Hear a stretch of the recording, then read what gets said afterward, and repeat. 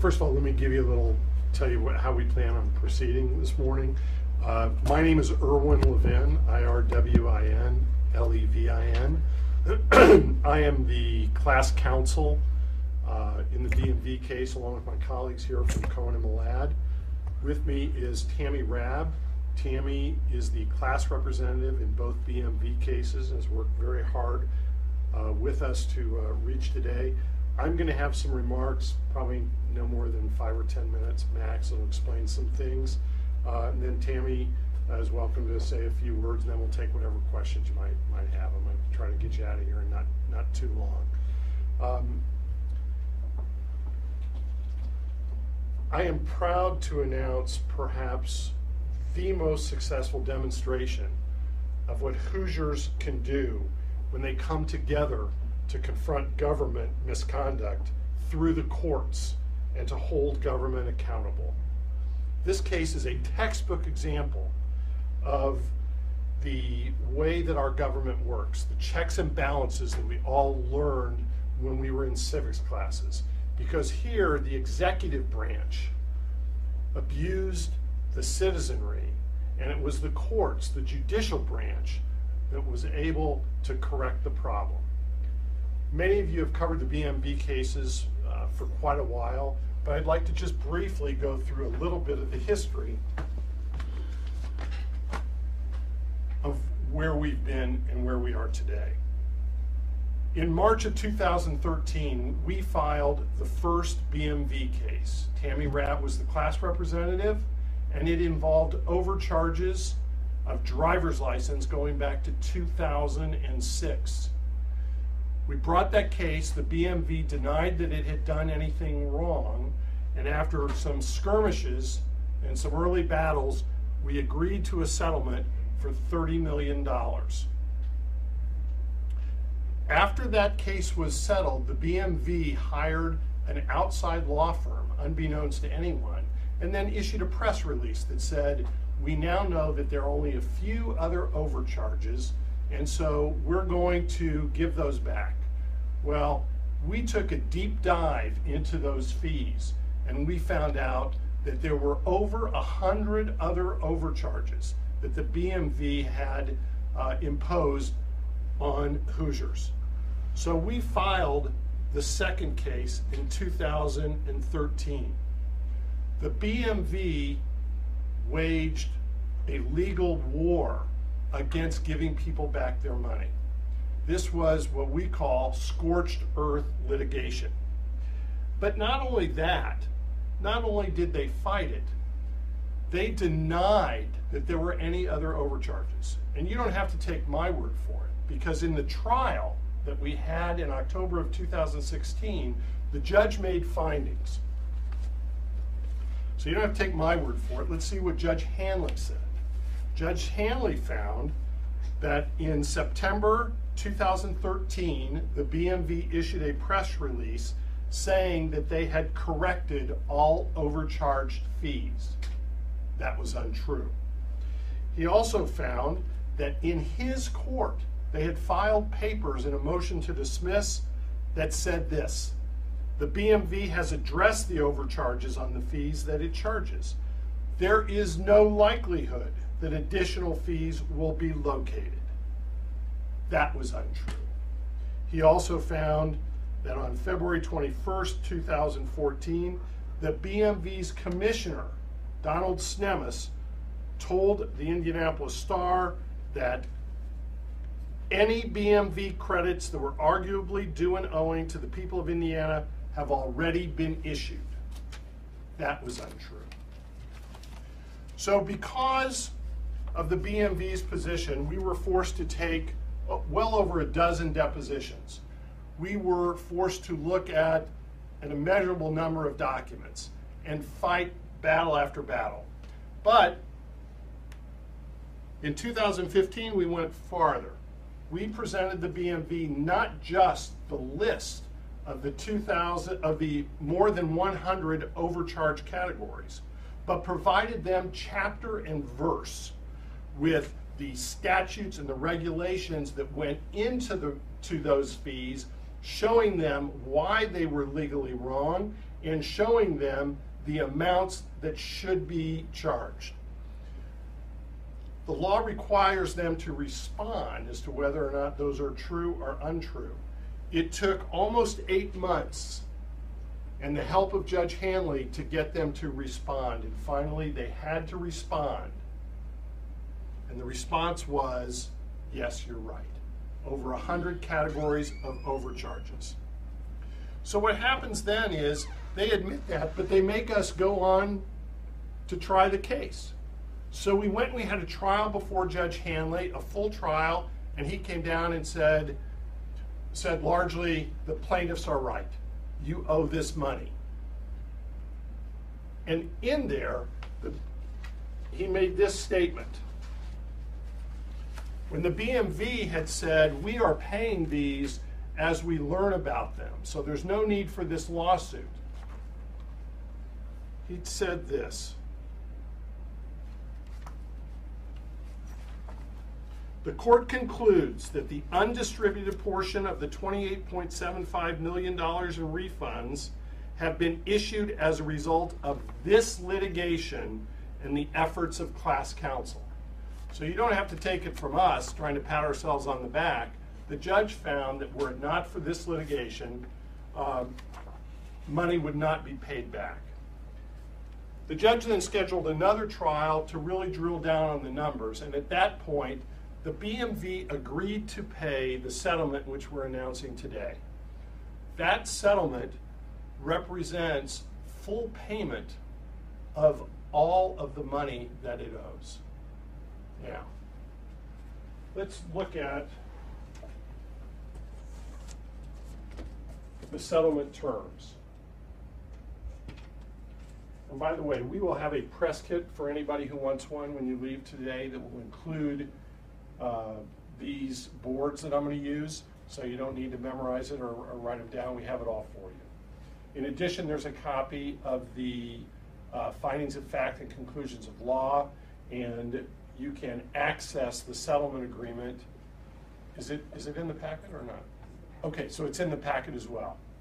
So let's go over what the settlement terms are. First of all, you should know that these two settlements return nearly $100 million to Hoosiers. It covers overcharges that the BMV engaged in from 2002 through 2014. It affects about 5.5 million Hoosiers. Everyone, individuals, businesses, organizations, whoever was overcharged can get their money back. The refund categories are set out.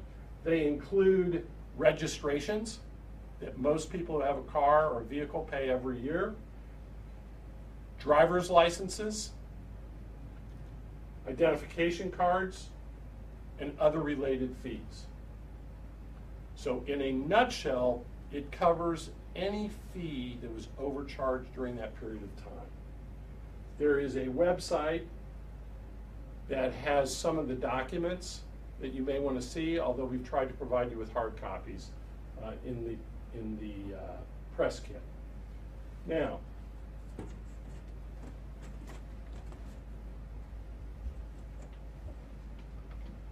how do you get your money? It's really very simple.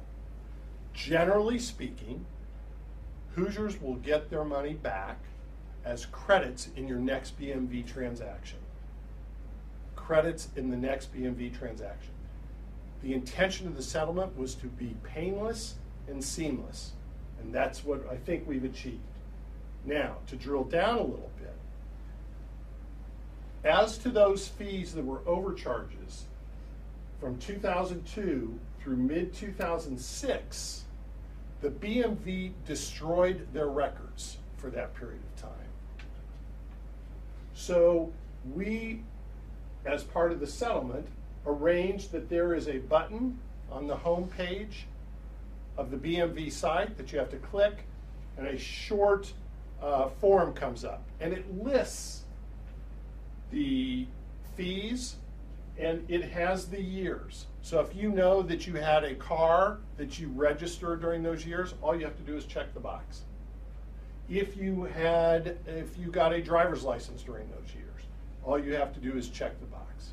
And when you check the box, at the end, you will get a credit to be used at the BMV. People who are not, who will check the box that says, I am not going to do any further business with the BMV, perhaps people who no longer are driving, for example, and people who are from out of state can get checks. Okay? Very simple process. For the fees from 2006 to 2014, automatically at the BMV, you get your credit. If you want a check for that period of time, all you have to do is click this box, fill out a very short form, and you will get a check mailed to your home. Now, how does it look?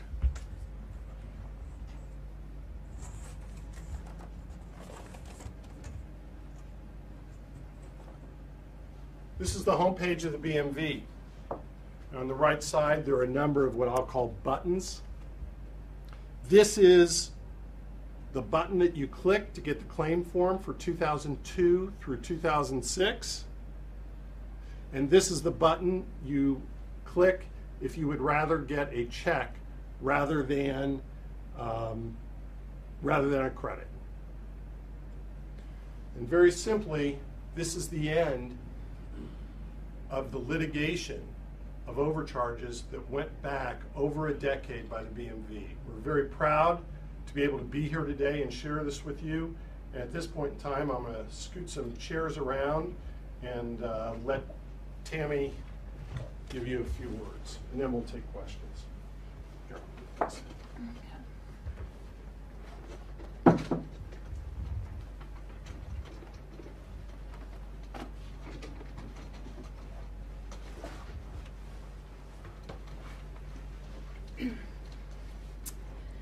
Hello, I'm Tammy Rabb, and I was happy to represent the more than 5 million Hoosiers who overpaid the BMV since 2002. It was quite a fight to get the BMV to reimburse or to pay those funds to us that they were not entitled to. This process was definitely a lot harder than I ever could envisioned. But I am glad that the judge has ruled in favor of the people and that we have reached a settlement. And let me say one thing about Tammy. The class representative in this case, Tammy, was involved all the way through the litigation. She was deposed, had her deposition taken twice. The BMV asked very personal and invasive questions, which she had to answer, and she did so. She participated in the mediations, of which there were a number, and also participated at trial. And Tammy was part of the team that resolved the case, and we're proud to have represented her. So how much will the average, could you give us a ballpark figure, how much will the average Hoosier get?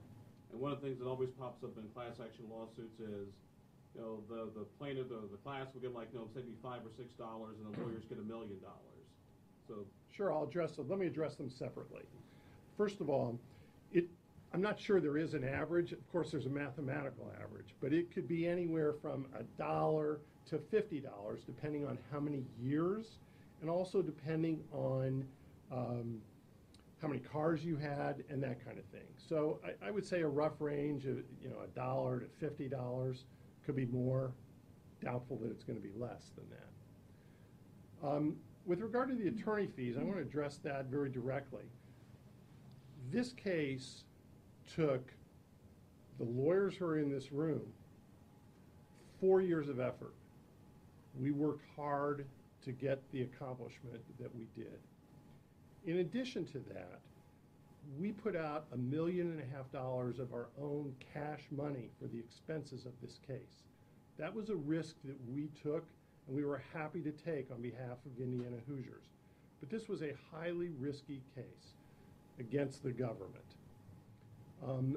we required the government to disgorge the people's money to the tune of $100 million. It would have been nice if the government had done their own job and do that and had returned the money. But somebody had to do it, and we did it. So we worked very hard. We took a lot of risk. We put out a lot of our own money. We're very proud of the response that we got. Last year, the legislature overhauled the BMV code, and they said this was the problem, now we fix it. I guess two questions. Was that the problem, and are you confident that they really have fixed this going forward? Okay, when you say what is the problem? What caused these overcharges to take place? Was it because the code was confusing, as they say, or was this management error or employee error? Well, the statutes were confusing. The legislature passed those statutes with the BMV. So the BMV and the government created that system. But what's really sort of disturbing is that the evidence at trial was that the BMV, when they found out they were overcharging, going back to 2003, never changed it. So I think it's very clear that legislation was in response to our litigation. Now, is it clearer than it was? Yes, it is. Are you confident that this solves the issues? Am I confident that there are no more overcharges going on? Are you confident that they won't be back into overcharging in the next year, 2 years, 5 years? I would hope they wouldn't. I would hope they'd learn their lessons. I do know that I've spoken with people from other agencies who told me that they actually, after our lawsuits were filed, went back and looked at every fee that they are charging the public. So I feel confident that there's a higher level of accountability on the part of state agencies because they know that not just lawyers are looking at them, but now that the press is looking at them as well. You said the firm put out about $1.5 million of your own sort of upfront, taking a risk investment. Is that what, as part of the settlement, you're getting back from the court, that $1.5 million, or are you getting more? No, that comes out of the award. Okay. Is it fair to say that anybody who had a driver's license or a vehicle over these last 15 years is going to be entitled to a credit, or are these specific classes of vehicles and permits? No, as a general rule, I would say anybody who had a car, who had a registration during this period of time, probably has a claim. If they paid it, they're entitled to it. Previously, the BMV has gone under an independent audit to try to fix some of these problems. Are you aware that they're going to do that again? I'm not aware of that. I mean, you have to understand that during this period of time that was shown on the chart, I think we've been through, as we sit here today, we've been through 5 commissioners of the BMV, 4 general counsel, I think, and 2 governors. And it's still taken this long to fix the problem. So what they're going to do in the future, will they really do it? We just have to watch government and see if they're doing what they're supposed to be doing. What do you think makes this so difficult? Because obviously if the opposing counsel knows that people are being overcharged, common sense would dictate, hey, just start refunding people their money now as soon as you find out they overcharge, when the overcharges begin. It seems to be going a long way around to accomplish something that's relatively simple to do. You're asking the wrong guy. We tried to resolve this case right after we filed it. And the judge sent us to mediation 5 times. And I can assure you that from my perspective, it wasn't the class who was keeping this case from getting resolved. Because in the end, they paid everything. Were any Indiana drivers undercharged as a result of this faulty system? There were drivers who were undercharged. There were drivers who were undercharged. And that was brought up in the lawsuit.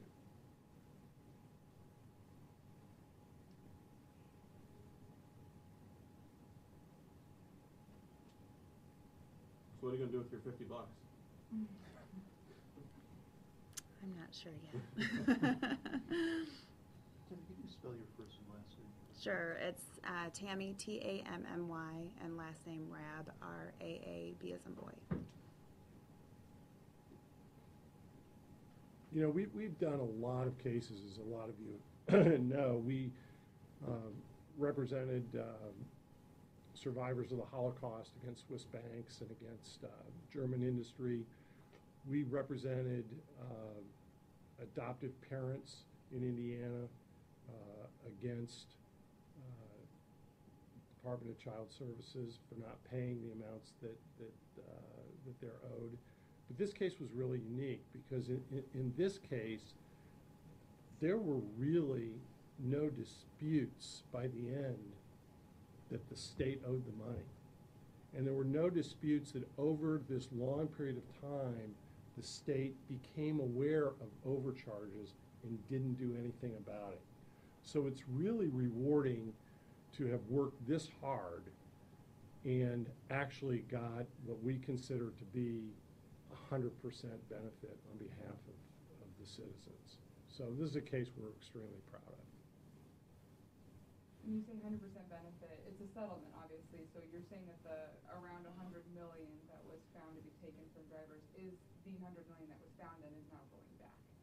Yes. It's not that they settled for a lower number and No, we didn't settle this. the number. The $62 million of refunds, for example, that we had to settle. We had to work out the system that it was going to be paid, but they're paying back all the amounts that the judge found were overcharges.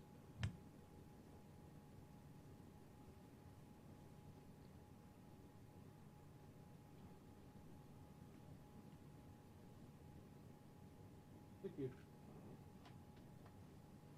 Anything else? Thank you all. Thanks for coming.